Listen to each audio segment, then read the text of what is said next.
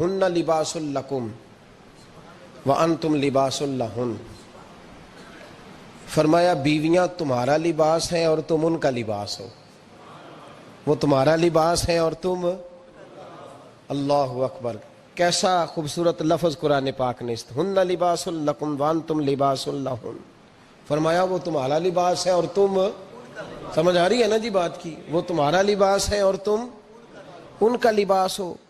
تین خوبیاں تو ہر لباس میں ہوتی ہیں، تین چیزوں کے لیے لباس پہنا جاتا ہے، تین چیزیں، تین قسم کی آسائشیں لباس میں پائی جاتی ہیں، اس پر تو تمام مفسرین کا اتفاق ہے۔ سب سے پہلی چیز، لباس جو ہوتا ہے وہ بندے کو گرمی اور سردی سے بچاتا ہے۔ سخت سردی میں لباس لے لیں تو بندہ سردی سے بچ جاتا ہے۔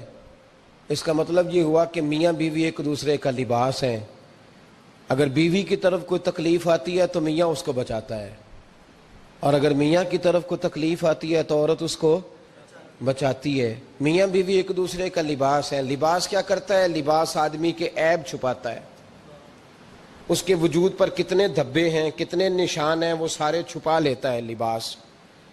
میاں بیوی ایک دوسرے کے عیب چھپانے والے ہوتے ہیں، عیب بتانے والے، رونا رونے والے نہیں ہوتے کہ بی بی جب بھی میکے گئی اس نے جا کے رونا شروع کر دیا، اتنی میں تانگو دوسرا ہے ہی کوئی نہیں، اور خامد صاحب جب بھی ملے انہوں نے ایک ہی راگ الاپنا شروع کر دیا کہ میری کیا بات تھی، مجھے مل کیا گیا ہے، میں کیا تھا، میرے ساتھ ہوا کیا ہے۔ تو لباس ہیں، ایک دوسرے کا عیب چھپائیں گے، بولیے ایک دوسرے کا عیب چھپائیں گے، ایک دوسرے کی غلطیوں کی پردہ پوشی کریں گے۔ اور تیسرا لباس کا کیا مقصد ہوتا ہے؟ لباس شخصیت کا آئینہ دار ہوتا ہے۔ لباس آدمی کی اچھی اور خوبصورت طبیعت کا حصہ ہوتا ہے۔ جو لباس ہوتا ہے وہ انسان کو زینت بخشتا ہے، خوبصورت کر دیتا ہے۔ داڑھی والا آدمی ننگے سر پھرے تو خوبصورت نہیں لگتا، ٹوپی پہن لے تو بڑا پیارا لگتا ہے، ٹوپی پہنے تو بڑا، اور اگر امامہ باندھ لے تو نور نالا نور ہونا شروع ہو جاتا ہے۔ اللہ کرے آپ خوش ہو جائیں، آمین تو کہہ دیں، اور اللہ کرے فجر کی نماز آپ امامہ باندھ کی پڑھ لیں، آمین تو کہیں۔ چلو کونی جنہ دی داڑھی نہیں انہوں نے رکھنی چاہیے دیئے، جنہ دی نہیں ہونا نو موضوع نہیں تھا، پر ہماری بھی مجبوری ہے، داڑھی آئی جاتی ہے ہر موضوع میں شامل ہو جاتی، رکھنی چاہیے۔ سب یاد رکھیں، لباس آدمی کو زینت دیتا ہے۔ قرآن مجید کے لفظوں پہ غور کرو، اگر تو شادی کے بعد بیوی کے آنے کی وجہ سے خامد کو سکون نہیں ملا تو اس کا مطلب ہے اس نے گھر کو زینت نہیں دی، اور اگر شادی کے بعد اس بچی کو تحفظ نہیں ملا، اس کو اپنے گھر کے اندر سکون نہیں ملا، تو اس کا مطلب ہے خامد نے اسے زینت، اس لباس نے زینت نہیں دی۔ میاں بیوی ایک دوسرے کا لباس ہے، اس مقدس رشتے کو اسلام نے باندھا، اور لباس کہہ کے باندھا۔ میرے رسول کریم علیہ السلام نے پہلے تو خارجی لوگوں کو منع کیا ہے۔ میری ذاتی رائے یہ ہے کہ میاں بیوی کی ذاتی لڑائی کوئی بھی نہیں ہوتی، ذاتی لڑائی، میری باتوں کی سمجھ تو آ رہی ہے نا آپ دوستوں؟ کوئی نہیں آ رہی؟ اللہ جزا دے آپ۔ میاں بیوی کی ذاتی لڑائی کوئی نہیں ہوتی، ہوتا پتہ کیا ہے؟ لڑکے سے پوچھیں کہ بتائیں جناب کیا حال ہے، تو کہتے ہیں بیوی میری صحیح ہے، اس کے گھر والے نہیں صحیح۔ سنا ہے آپ نے بھی کبھی یہ لفظ؟ تو اسی طریقے سے اگر لڑکی سے پوچھیں کہ تیرا کیا حال ہے، تو کہتی ہے خامن تو میرا دھیان رکھتا ہے، اس کی اماں نہیں خیال رکھنے دیتی۔ تو لڑائی جو ہوتی ہے وہ تیسرے آدمی کی وجہ سے ہوتی ہے۔ تیری اماں آئی تھی تو اس طرح کہہ گئی، تو تیرا بھائی آ گیا تھا تو وہ یہ کہہ گیا، تیسرے فرد کی وجہ سے۔ میرے نبی کریم علیہ السلام نے تیسرے بندے کو سمجھایا ہے، تیسرے فرد کو حضور نے سمجھایا ہے۔ نبی پاک علیہ السلام نے فرمایا خبردار، ماں، بھائی، بیٹا، باپ سارے لحاظ کریں، بسنے دیں میاں بیوی کو، اگر شادی کر دیا تو ان کو سکون سے رہنے دو۔ تم دو جملے کہہ کے چلے گئے، کوئی عیب نکال کے جو چھپا ہوا تھا خامن کی نظر میں وہ نکال کے بتا دیا کہ تیری بیوی یہ کام بھی کرتی ہے، اب تم تو ہٹ گئے وہ بات کہہ کے، اب انہوں نے اکٹھے رہنا ہے، ان کی زندگی مصیبت کا شکار ہو گئی، آزمائش میں آ گئے وہ دونوں، ساری زندگی کڑتے رہے، ایک عیب نکال کے لڑکی کے گھر والے لڑکے کا اسے بتا کے چلے گئے تیرے خامد میں یہ عیب پایا جاتا ہے، وہ ساری زندگی کڑتے رہیں گے، تکلیف میں رہیں گے، انہوں نے تو کٹھے رہنا ہے۔ بتانے والا چلا گیا، میرے رسول کریم صلی اللہ علیہ وسلم فرماتے ہیں لعنتی ہے وہ شخص، لعنتی ہے وہ شخص۔ یا رسول اللہ کون سا؟ فرمایا جو بیوی کو مرد کے خلاف اکساتا ہے اور مرد کو بیوی کے خلاف اکساتا ہے، وہ لعنتی ہے، ملعون ہے، رحمت الہی سے دور ہے وہ شخص۔ انہیں قریب کرنے کی کوشش کر، تو ان کے اندر محبت پیدا کرنے کی کوشش کر۔ میرے نبی کریم علیہ الصلوۃ والسلام نے جب حضرت سیدہ فاطمہ الزہرا رضی اللہ تعالی عنہا اور جناب سیدنا علی المرتضیٰ رضی اللہ تعالی عنہ کی شادی کی تو نبی پاک نے دونوں کے سر جوڑے اور دونوں کے درمیان محبت کی دعا فرمائی، دونوں کے درمیان محبت کی دعا فرمائی۔ اور نبی پاک صلی اللہ علیہ وسلم حضرت فاطمہ کے سامنے جناب علی کے فضائل بیان فرماتے، اور جناب علی آتے تو نبی پاک فرماتے فاطمہ تو میرے وجود کا حصہ ہے، وہ تو میرے جگر کا ٹکڑا ہے۔ تو ان دونوں کے درمیان الفت پیدا۔ یہ سب سے پہلے تو خارجی لوگ اس بات کا خیال کریں، سب سے پہلے تو خارجی لوگ خیال کریں، توجہ دیں کہ ان کو بکھرنے سے بچائیں۔ اب میاں بیوی بھی سمجھ لیں کہ ہماری ذمہ داریاں کیا ہیں۔ مسند امام احمد بن حنبل میں حضرت ابو درداء رضی اللہ تعالیٰ عنہ سے حدیث مروی ہے، نبی کریم صلی اللہ علیہ وسلم کی بارگاہ میں ایک خاتون نے آ کے عرض کیا یا رسول اللہ صلی اللہ علیہ وسلم مجھے بتلائیے خاوند کا حق کیا ہے۔ یہ جو حدیث سنانے لگا ہوں نا، یہ بیٹی کو سنانی ہے، جا کے یہ ٹیلی فون کر کے بہن کو سنانی ہے، صرف بیوی کو سنانے کی نہیں ہوتی یہ چیزیں۔ یہ حدیث بیٹی کو سمجھائیں، بہن کو سمجھائیں، ان لوگوں کو سمجھائیں تاکہ، اور یہ یاد رکھیں خاوند کے حقوق اگر بچی کے گھر والے اسے سکھائیں نا تو اس کی سمجھ میں جلدی آ جائیں گے، اور بیوی کے حقوق اگر خاوند کے گھر والے اس کو سمجھائیں تو اس کی سمجھ میں بات جلدی آئے گی، وہ خیر خواہ سمجھتے ہیں اپنے رشتہ داروں۔ یہ والی حدیثیں ان لوگوں کو سنانی چاہیے جن لوگوں کا بچہ ہے یا بچی ہے، متعلقہ آدمی حقوق بیان کرے۔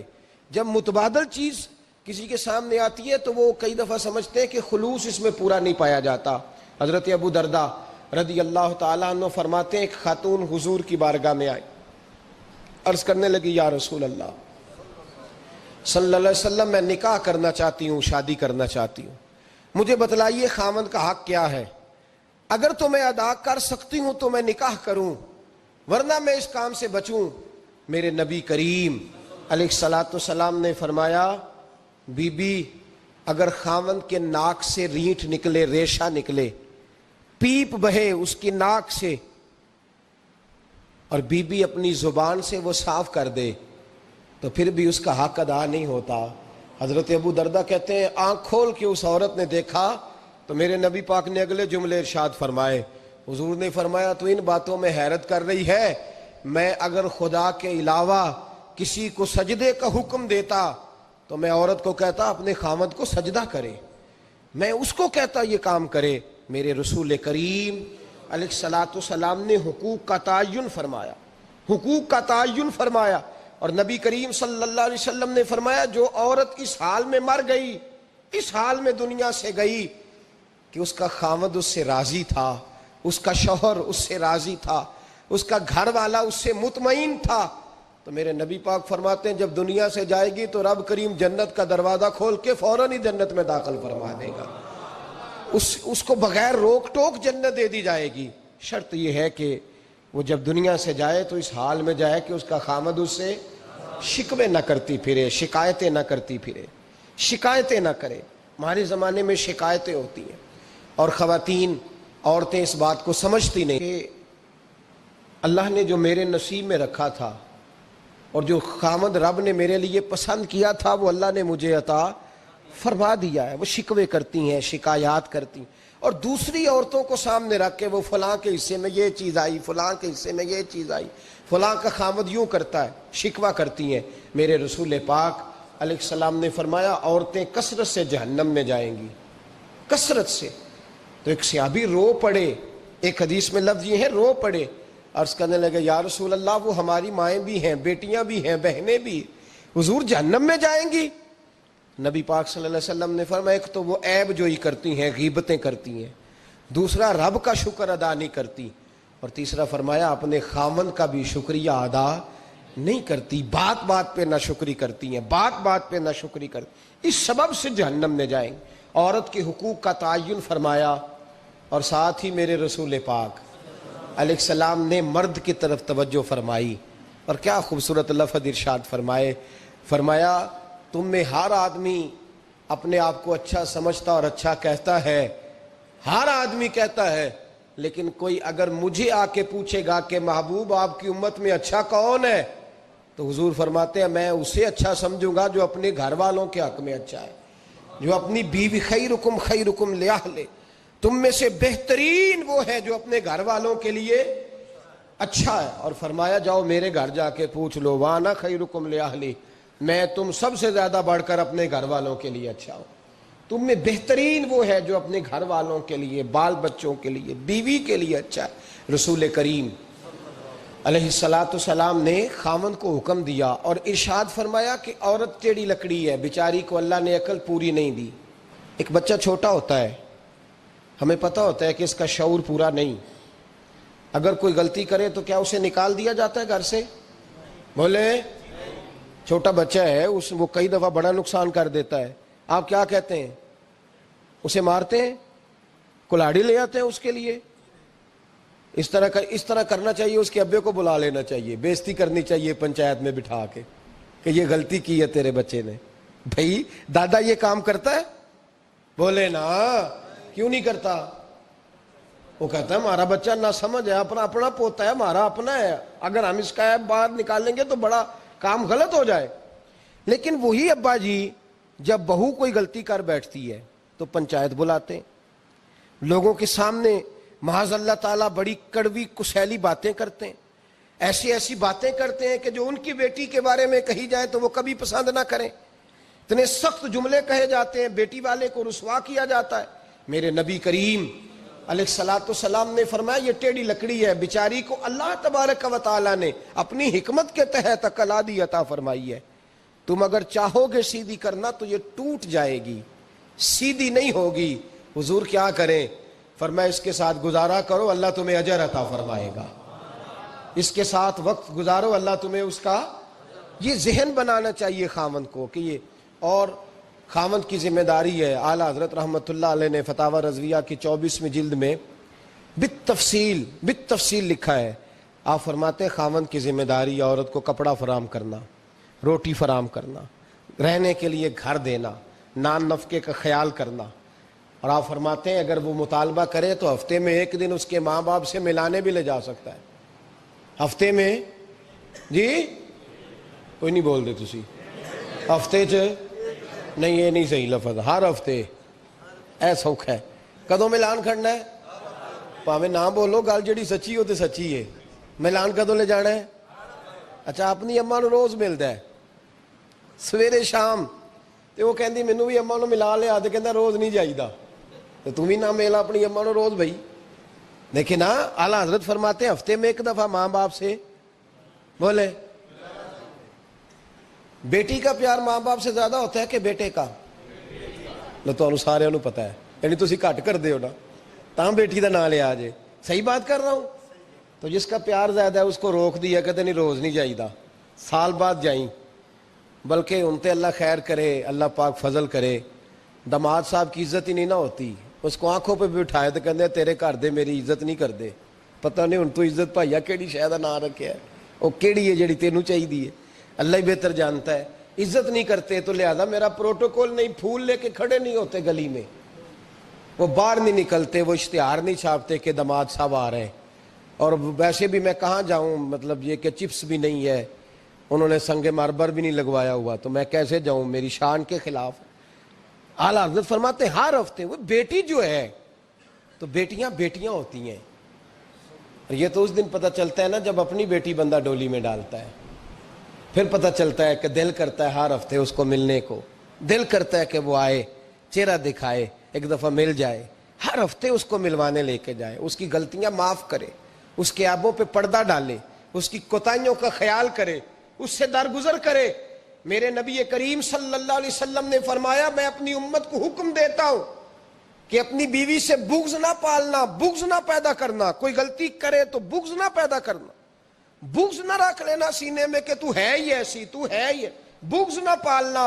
اور کیا خوبصورت لفظ ہیں حضرت خدیجہ الکبریٰ کے سرتاج کے، اور کیا لفظ ہیں جناب سیدہ آمنہ کے لال کے۔ میرے نبی پاک فرمانے لگے اگر تمہیں اپنی بیوی کی کوئی عادت ناپسند ہے تو غور کر لو، ڈھونڈ لو، اس میں ایسی بھی عادت تمہیں ضرور مل جائے گی جو تمہیں بڑی پسند ہوگی۔ ڈھونڈ لو، غور کر لو، مل جائے گی، کوئی ایسی بھی مل جائے گی جو تمہیں بڑی پسند ہوگی، وہ بھی تمہیں مل جائے گی۔ ڈھونڈو تو صحیح، تلاش تو کرو، بغض کی اینک نہ لگانا، بغض کی اینک لگا کے دیکھو گے تو کچھ نہیں ملے گا۔ نبی رحمت سید عالم صلی اللہ علیہ وسلم، پہلی بات یہ ہے کہ اللہ کے حبیب نے تعین فرمایا، اور پھر عملی طور پر حضور نے وہ چیزیں کر کے دکھائیں